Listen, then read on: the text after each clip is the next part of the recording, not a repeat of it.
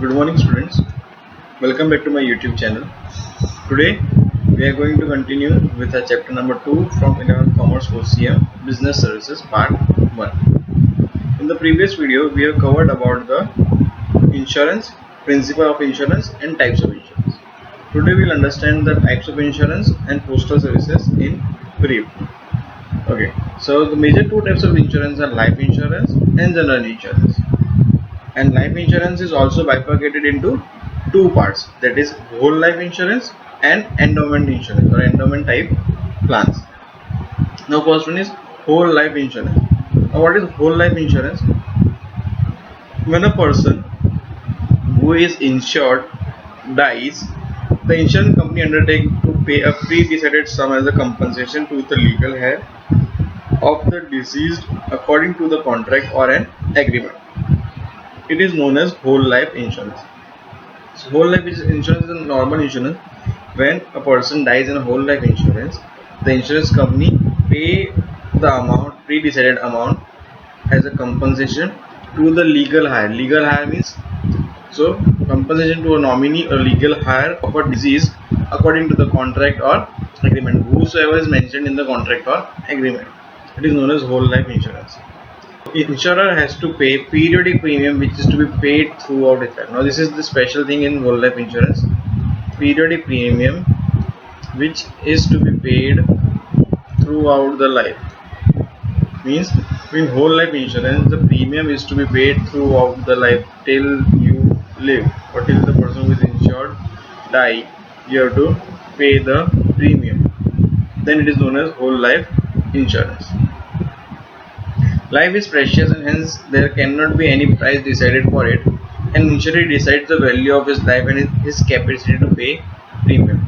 Yeah, whole life insurance again, it is not a profit to make. It is something that a sort of compensation. Life is precious. We cannot decide the amount or any price for it, but we will select or decide the value of his life and as per the capacity to pay premium. In this case, the principle of indemnity cannot be applied. We have already studied this, that principle of indemnity is not applied in life insurance. If the death is unnatural, the insurance company has to give full amount as per the contract of the hire of disease. Means any unnatural death is there. If unnatural death is not there, what is unnatural? Means intentional death is not there. What kind of natural death is? Due to health problems, accidental deaths, natural, we can say suicides, intentional deaths. Such thing happens, then there may be chances that the company cannot compensate you. But if it is natural death, then the company will be compensating you the amount as per the contract. So this is whole life insurance. The main thing to remember is periodic premium is paid throughout the life, throughout the life of the insured. Next is endowment insurance. Now what is endowment insurance? This insurance is a type of investment insurance. Let us see. When the insurance company promised to pay the policy amount to the insuree at the end of policy period to him or to legal heir in the event of his death, it is known as endowment insurance. In return, the insurer pays a pre-decided amount as premium periodically till the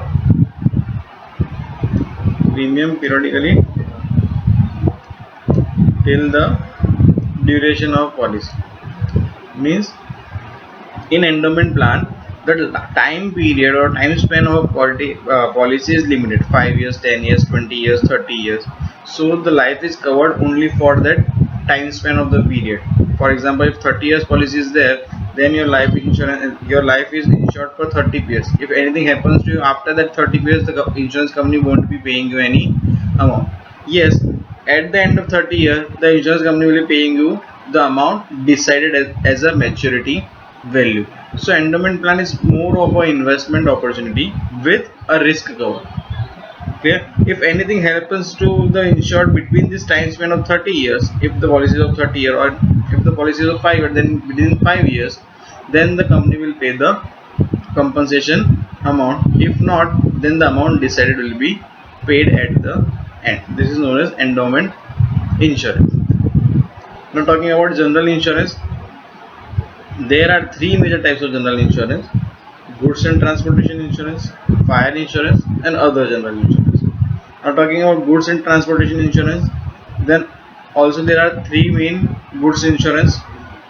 When goods are transported from one place to other, there is a risk of full or partial loss or damage. There are insurance policies for such risks, which are marine insurance, air insurance, and rail road insurance. So for goods in transit, we have a goods transportation insurance. This kind of insurance is very much useful in import, export, or a large transportation. Yeah. So three examples: marine insurance, air insurance, and railroad insurance. So what are goods transportation? Of full or partial loss or damage in transportation is known as goods transportation insurance. The first one is marine insurance. Transportation of goods through sea route is very economical, but it is risky and slow. In the 18th century, most of the international trade used to take place via sea route. Hence, it is very ancient and widely used form of insurance. Marine insurance is very ancient and widely used form of insurance. Lloyd's of London was the first to start marine insurance. Marine insurance was started first by Lloyd's of London. The company has maintained its image of loyalty for more than 325 years. They started 325 years deep back down the time, and it was Lloyd's of London was the first to start marine insurance. Marine insurance is very ancient and widely used tool, and sea route is very economical, but it is risky and slow. Now, what are the risks in marine insurance? Risk of damage, risk of spoilage, risk of water logging down the containers, risk of theft. So all these are covered in the marine insurance. Next is air insurance. With the advent of 19th century, the movement of goods through air commenced, which also led to beginning of air insurance. Air transportation is too costly and risky, hence highly valuable and lightweight goods are transported by air. The premium for air insurance is much higher than marine and railroad insurance. Air insurance is quick. Air transportation is quick and costly, so the premium for air insurance is also higher than marine and railroad insurance. So generally, what kind of goods are preferred in air transportation? Which are costly, lightweight, and durable, valuables. Okay.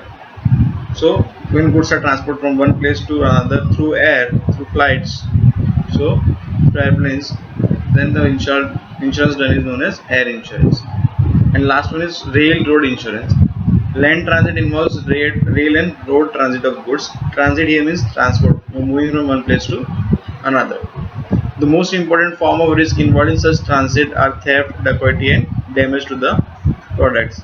Insurance is a form of protection against such risk. Railroad insurance means when goods are transported from one place to another through using road or land, then the insurance is railroad insurance. Now, second type of general insurance is fire insurance. The promise by insurance company to pay compensation against the full or partial loss or damage to property due to fire against a pre-decided amount of premium is known as fire insurance. It is based on the principle of insurable interest.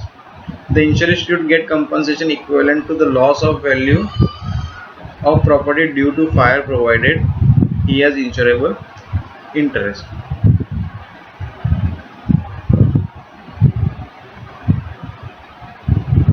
So what is fire insurance? The fire insurance is insurance to make loss into compensation, or to make good of a loss which or damage occurred due to fire, to a partial loss or a full loss or a damage to the property due to fire. And again, the fire insurance cannot be anything cannot be insured for fire insurance against if they are not having insurable interest. Insurable interest is compulsory for getting fire insurance. Clear? And the compensation is equivalent to the loss of value of property, or as per the rule of principle of indemnity. and the last one is other general insurance. So all the insurance that are not included in life insurance, goods and transportation insurance, and fire insurance fall under the other general insurance. Now, what are other general insurance? The business of insurance has grown with the time, and new types of insurance have came into existence. Nowadays, new different types of insurance are coming into existence. Those who are watching the market very properly will be able to know that nowadays COVID-19 insurance are also there in the market with a high premium. Because why high premium? Because the risk of getting loss is very much higher.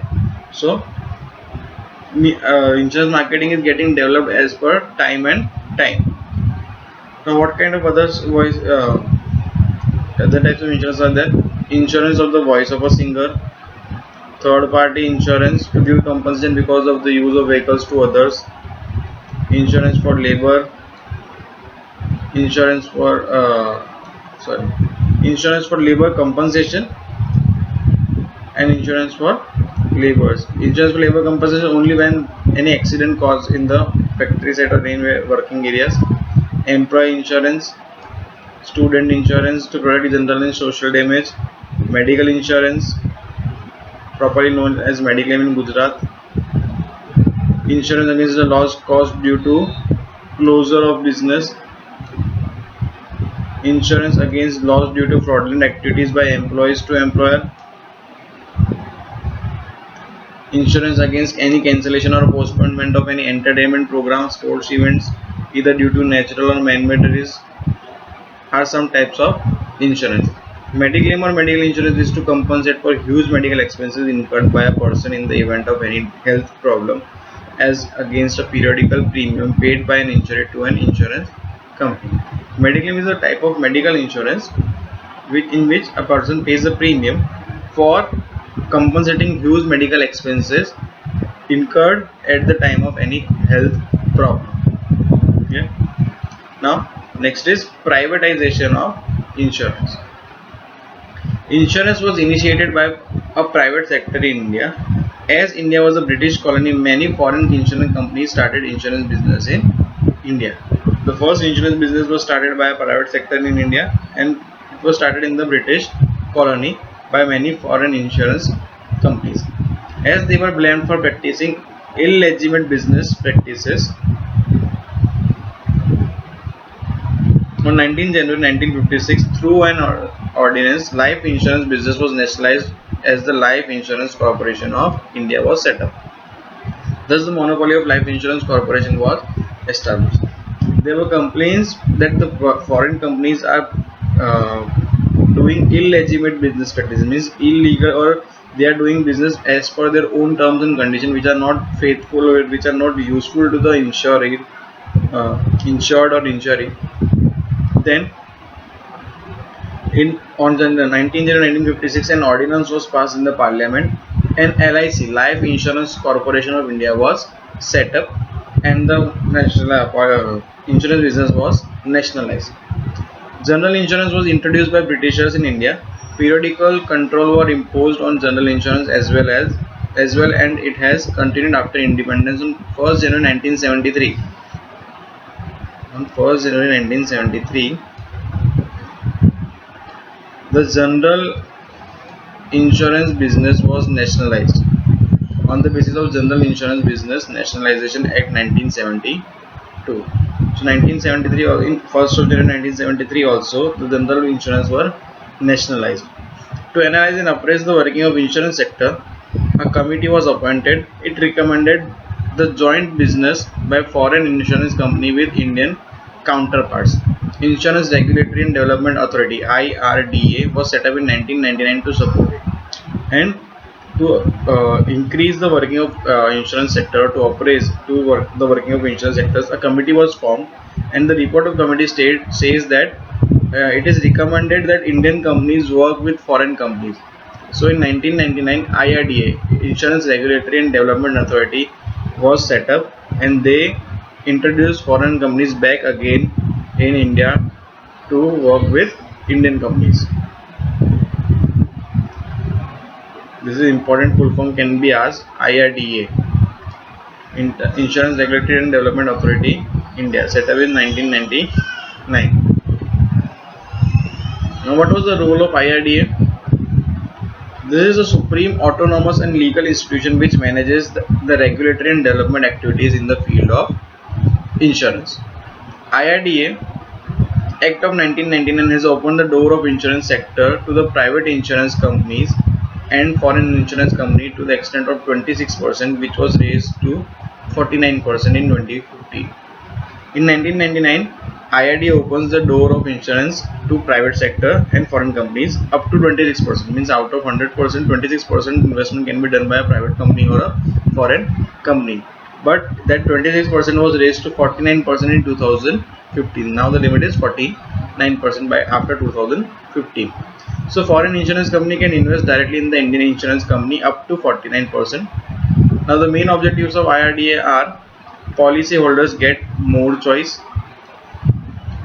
promote healthy competition among the various insurance companies which can improve the services with lower premium, mobilize more resources for the economy, to bring self-discipline among the various insurance companies, and to create a mechanism for complaint redressal. Okay, so this was the insurance. Next is postal services. Now, what is postal services? Postal services plays an important role in the return information and communication. It is essential to pass on information from one place to another speedily and without interruption.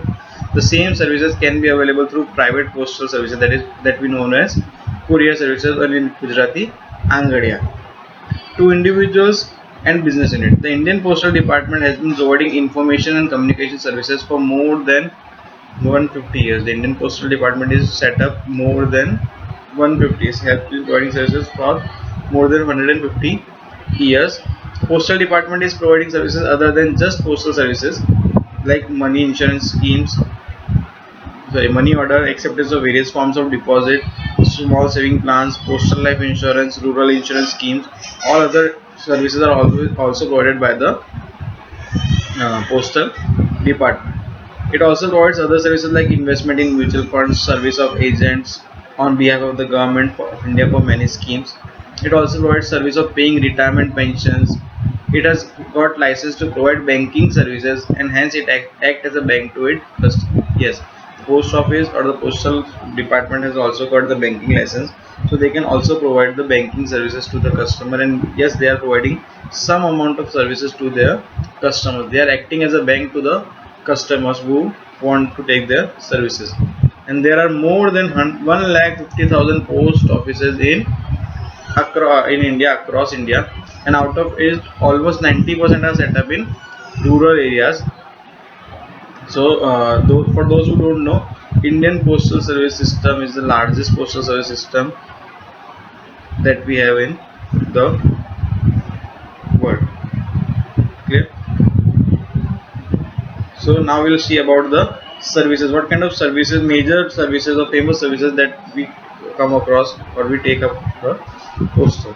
First one is general postal letter. That is the very common thing. Postcard letters, sending from information and communication through postcard, inland letters, covers from one place to another. Next is registered post. Now, what is registered post? Postal Department provides services of registered posts. Such posts are delivered by the Postal Department, for which charges are more than the general postal communication. If the sender of the post requires a proof in the form of signature of the receiver, some extra charge will have to be paid.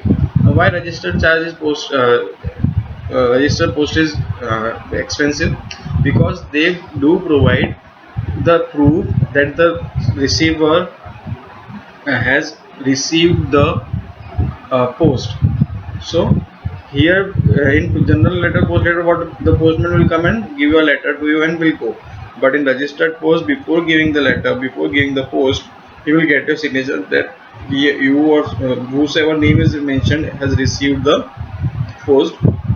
That is why it is expensive as compared to general post and letter.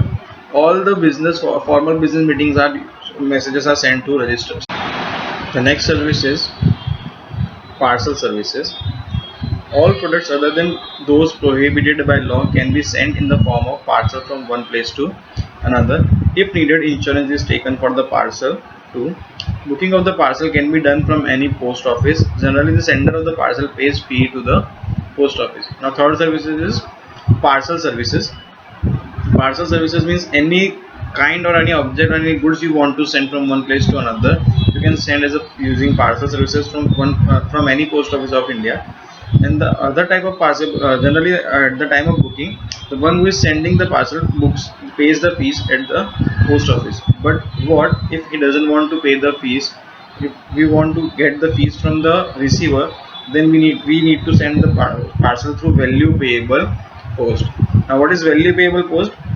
In parcel services, VPP, value payable post, is more popular. Any producer or seller, on receiving an order for a product, send a parcel through postal department, and the receiver of the parcel pay the parcel charges plus the price which is pre-decided to the postal department, which in turn is passed on to the sender. So when the goods are sent by VPP or through a post office, the receiver of the goods will pay the courier charge, that is postal charges, plus the price, and the price which the postal department is getting will be transferred to the producer or seller. Next service is speed post. The postal department guarantees to deliver post parcel within a stipulated time within the places decided in India. The charges are higher for speed post parcel, general post parcel. It can also be insured if required. Speed post, the posts are transferred generally more speedily within 3 to 4 days throughout the country at the places decided. Clear? So other kinds of services will be continuing in the next part of the video. Hope you guys understand this. For any doubt, and fill out the comment section, and you can reach out to me personally. Stay home, stay safe, happy learning.